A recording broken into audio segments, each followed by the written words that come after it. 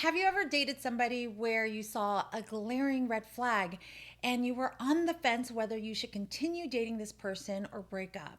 Well, I'm going to talk about non negotiables, aka deal breakers, today to help you understand whether you want to continue this relationship or not.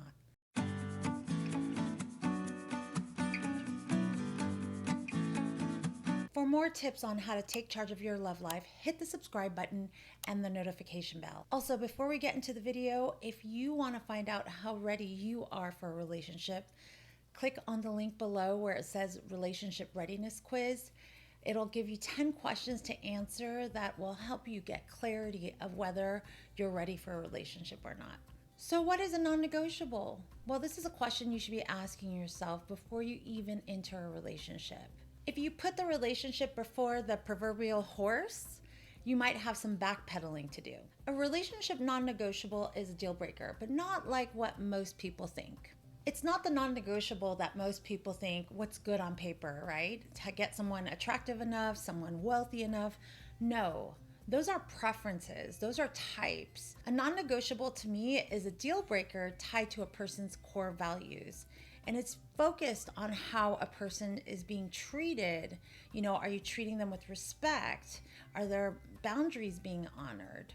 Not superficial traits like how big a person's house is or what kind of car they drive. That is not a non negotiable to me. Non negotiables are part of a person's character, such as if you were vulnerable and you shared something intimate with a person, how that person reacts to you and makes you feel after. Do they judge you? Do they make you feel shame? Do they actually make you feel safe?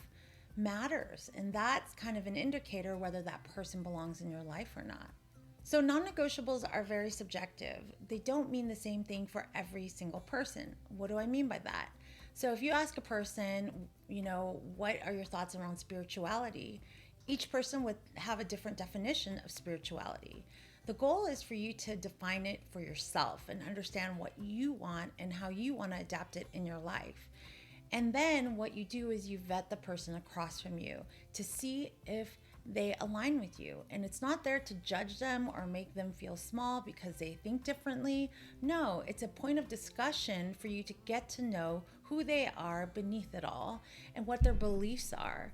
And if their beliefs align with you, obviously you'll have less conflict.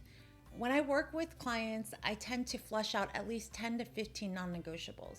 If you have only 3 non-negotiables or you have 100 of them, then that may be a major issue and why dating has been difficult for you. And why is it important to have these non-negotiables? Well, when you have them clearly stated and you understand what those mean to you, right? Your definition of each one of those, then you can actually sit across a person and vet them and ask questions to see if they align with you. Again, all of these non-negotiables need to be met because these are your deal breakers, right? In order for the relationship to work. So it's important for you, if you haven't done so, to develop a list. Again, most of the time I see about 10 to 15 when I work with my clients. So the key to developing this list is to focus on past patterns that didn't work. So if you dated somebody that's consistently emotionally unavailable, well then you should be putting I want an emotionally available partner on the list.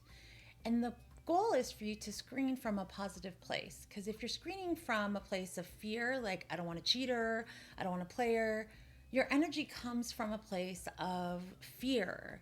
And people can feel that you're shut down and closed off and, not vulnerable.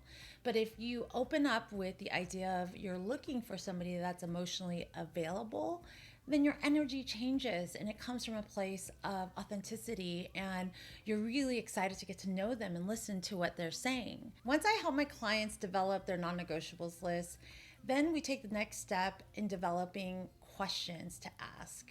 And I always focus on asking open-ended questions about each one of these non-negotiables. And this will help build intimacy, vulnerability, because whatever you ask that person, that question will probably come back to you.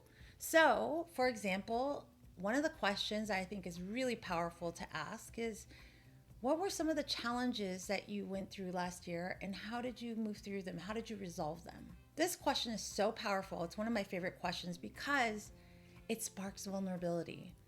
And if a person is able to answer that and share their challenges, it creates intimacy with you and that person. When you're able to answer that question, then you create this deeper connection with that person. Now, if a person steps back and starts judging you and saying, "Why are you asking such serious questions?" that's also an indicator that they have a hard time being vulnerable and they're not willing to open up and share. And that's a red flag for you to go, "Hey, maybe I don't want to date someone like this because they're not going to open up and I'm not going to get any deeper than surface conversations." So I'm curious, what are some of your non-negotiables? Leave the comment below. I would love to hear from you. And if you're struggling with making this non-negotiables list, don't do it alone. I'm here to help. I have workshops and private coaching programs that can help support you on finding the love of your life. So visit me at amythedatingcoach.com. Thank you so much for watching this video, and I look forward to seeing you in the next one.